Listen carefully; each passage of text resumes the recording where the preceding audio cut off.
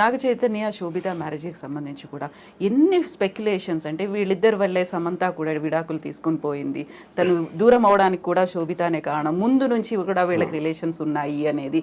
So రెండు రకాల వాదనలు, ఒకవైపు నాగ చైతన్య గురించి మాట్లాడే వాళ్ళు సపోర్ట్ చేస్తూ, సమంత గురించి మాట్లాడే వాళ్ళు సపోర్ట్ చేస్తూ, ఇదంతా ఓన్లీ వాళ్ళ సో ఇప్పుడు వీళ్ళందరూ కూడా they doing it for entertainment. ఆ ఇష్యూ అనేది కేవలం ముగ్గురికి సంబంధించింది, Chaitanya, Samantha and of course Sobhita గారు.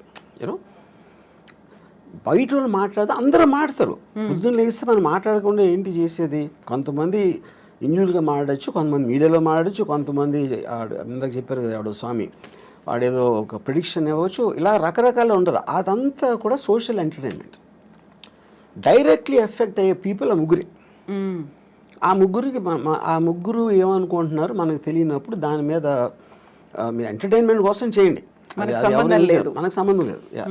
సో ఇప్పుడు నాగార్జున గారు మీకు చాలా క్లోజ్, పెళ్ళికి పిలిచారనుకోండి, వెళ్తారా? నాగార్జున కూడా పిలవడు ఇప్పుడు రారు అని అర్థమైంది ముందు నుంచి.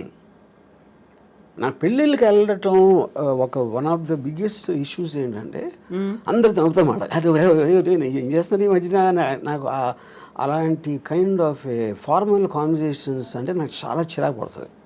అందుకని అలాంటి ఈవెంట్స్కి వెళ్ళను నేను ఎప్పుడు. నేను పెళ్ళిళ్ళకి అదే చావులు కూడా వెళ్ళను. సేమ్ పెళ్ళిళ్ళకి చావులకి రెండు ఒకటే నా దృష్టిలో. చావుల్లో కూడా అందరూ మాడిమోహం పెట్టుకుని ఎలా పోయారు ఏంటో అసలు ఇప్పుడు అనుకోలేదండి, ఈ డైలాగులు అన్నీ అనాలి. సేమ్ స్టాండర్డ్ డైలాగ్స్ ఉంటాయి. అందుకని ఈ రెండు పెళ్ళిళ్ళకి చావులకి ఎప్పుడు నేను వెళ్ళను. స్ట్రాంగ్ స్టేట్మెంట్ కదా సాంగ్ అంటే నాది, నా ఫీలింగ్ అది. రెండు ఒకటే. చావు అంటే మీరు వేరే లోకం వెళ్ళిపోతున్నారు అనుకున్నాం, పెళ్ళి కూడా మీరు వేరే లోకంలోకి వెళ్ళిపోతున్నారు. సో పెళ్ళి చావు రెండు ఒకటే అనడం అనేది అంత ఈజీ కాదు కదా. ఈజీగా కష్టం కాదు కదా, అది నేను అనుకునే ట్రూత్. అది పెళ్ళి అనేది మీ ఫ్రీడమ్ కోల్పోయి ఒక జైలుకి వెళ్తున్నారు. ఇక్కడ కూడా మీ లైఫ్ బతికే ఫ్రీడమ్ కోల్పోయి చచ్చారు. ఆ రెండింటికి సిమిలారిటీ ఉంది అనేది నా బిలీఫ్. అది సో ఇలా మాట్లాడడం బ్యాడ్ కావచ్చు, కాకుంటే రాము గారితో మాట్లాడవచ్చు.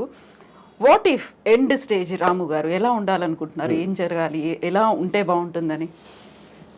ఎండ్ స్టేజ్ ఇప్పుడు నేను నా పనులు చేసుకునే, అంటే నేను ఎవరి మీద డిపెండ్ అవ్వకుండా నేను చేయగలిగే, నేను చేసుకోలేని రోజు వచ్చినప్పుడు డెత్ అనేది వస్తుంది. డెత్ నేను ఏం చేయలేను, బతికుడిని కూడా ఏం చేయను అనే రోజు వస్తే నేను చచ్చిపోతాను. ఎందుకంటే I want to see what happens in the next after the death. ఎలా? I have my ways. మీరే చచ్చిపోతాను అంటే I will see the most least painful death ఏంటి అనేది అది రీసెర్చ్ చేసి నాకు ఆల్రెడీ ఉన్నాయి నా దగ్గర ఐడియాస్. అంతే. ఎందుకంటే యూ డోంట్ నీడ్ లివింగ్ అనే పర్పస్ లేదు. If you are not able to do what you want to do, అప్పుడు బతకడం ఎందుకు అసలు? ఊరికనే చెట్టులాగా హాస్పిటల్ బెడ్ మీద ఉంటాం, అదే కదా point. You know so if you are not enjoying your life, you have no reason to live.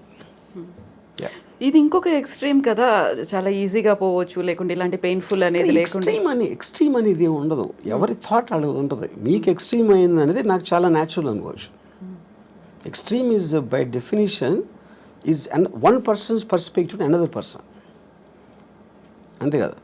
Extreme అంటే ఇప్పుడు మీ దానికి ఉన్న దానికన్నా ఇంకా ఎక్కువ డీపర్ ఇంటెన్సిటీతో నమ్ముతూ ఉంటే అది ఎక్స్ట్రీమ్ అవుతుంది. ఇప్పుడు టెర్రరిస్ట్ ఉన్నాడు, ఎక్స్ట్రీమ్ అని ఎందుకు అంటాం ఎక్స్ట్రీమిస్ట్ అని?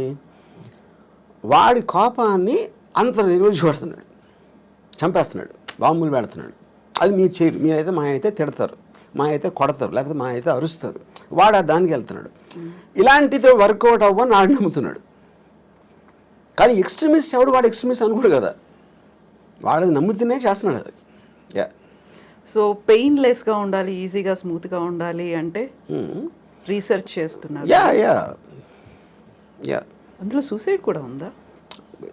సూసైడ్ అని కావాలి కదా, లేకపోతే మీరు ఇన్ఫ్లిక్టింగ్ ఆఫ్ పెయిన్లెస్ అనేది మీరు అనుకునే పర్పస్కి ఎంత సింప్లిస్టిక్గా ఎంత స్మూత్గా జరగాలని చూస్తారు. అది బిజినెస్ అవ్వచ్చు, లేకపోతే any decision you are making, you want to make the effort lesser to get the maximum result. అప్పుడు డెత్ అనేది మీకు రిజల్ట్ కావాలి అనుకున్నప్పుడు డెత్లో ఒక పెయిన్ ఆస్పెక్ట్ అనేది ఎంతో కొంత ఉంటుంది. మేబీ ఆ ఎంతో కొంత దాన్ని రెడ్యూస్ చేయడానికి you will use your knowledge and your thinking. Yeah. So ఎప్పుడు నేను ఆ లాస్ట్ స్టెప్ తీసుకోవాలి అనేది ఏ స్టేజ్లో నేను చెప్పాను కదా, when I can do, when I have to depend on somebody else.